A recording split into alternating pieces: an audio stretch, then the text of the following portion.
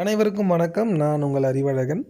இந்த வீடியோவில் பார்த்தீங்கன்னா, நம்மகிட்ட இருக்க ட்ரோனோட வெயிட் எல்லாம் கம்பேர் பண்ணி பார்த்துட்ருக்கோம். இது வந்து ஒரு 4 செல் செட்டப் ட்ரோனு. இதோட வெயிட் வந்து பார்த்தீங்கன்னா, 274 கிராம்ஸ் வருது. இதில் வந்து எஃபிவி எல்லாம் எதுவுமே கிடையாது.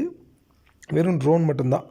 அதே டைப் ட்ரோன் தான் இது. இது வந்து 285 கிராம்ஸ் வருது. கிட்டத்தட்ட வந்து பார்த்திங்கன்னா 10 கிராம் வந்து பழைய அதுக்கு முன்னாடி காட்டின ட்ரோனை விட இது ஜாஸ்தியாக இருக்குது. ஸோ இது எல்லாமே வந்து பார்த்திங்கன்னா 4 செல் செட்டப் உள்ள ட்ரோன்ஸ் இது எல்லாமே. இது வந்து பார்த்திங்கன்னா 6 செல் செட்டப் ட்ரோன். இதில் எஃபிவி ட்ரோன் இது வந்து 375 கிராம் கிட்ட வருது. இதில் எஃபிவி கேமரா இருக்குது. அப்புறம் தென் பார்த்திங்கன்னா விடிஎக்ஸ் இருக்குது, ஆண்டனா இருக்குது. ஸோ இது வந்து 375 கிராம். அது வந்து 6 செல் செட்டப். இந்த ட்ரோன் பார்த்திங்கன்னா இது 4 செல் செட்டப். இது ரொம்ப பழைய ட்ரோனு. இது கிட்டத்தட்ட 300 கிராம் வருது.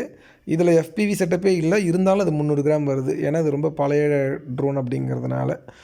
அண்ட் தென் பார்த்திங்கன்னா இது வந்து 6 செல் செட்டப் ட்ரோன் தான். இதுவும் வந்து கிட்டத்தட்ட 320 கிராம் 30 கிராம் வருது. இதில் ஆனால் எஃபிவி செட்டப்லாம் இருக்குது. ஸோ இங்கே பார்த்தீங்கன்னா உங்களுக்கு எத்தனை ட்ரோன் இருக்குன்னா கிட்டத்தட்ட ஒரு 5 ரேசிங் ட்ரோன் இருக்குது. இது வந்து நமக்கு வந்து ட்ரைகாப்டரு. இது 275 கிராம்ஸ் இருக்குது. கம்பேரிட்டிவ்லி கொஞ்சம் கம்மியாக இருக்குதுன்னு வச்சுக்கலாம். இதெல்லாம் எதுவுமே பேட்ரி போடாமல் வெயிட் கம்பேரிசன்.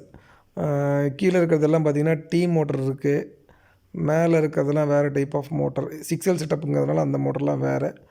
ஸோ இவ்வளோ ரேசிங் ட்ரோன் வந்து இப்போதைக்கு நம்மக்கிட்ட ஒர்க்கிங் கண்டிஷனில் இருக்குது. அப்போ ஒரு ஆவரேஜ் வெயிட் என்ன அப்படின்னு பார்த்தீங்கன்னா 300 to 320 கிராம்ஸ் வருது. உங்களிடமிருந்து விடைபெறுவது நான் உங்கள் அறிவழகன்.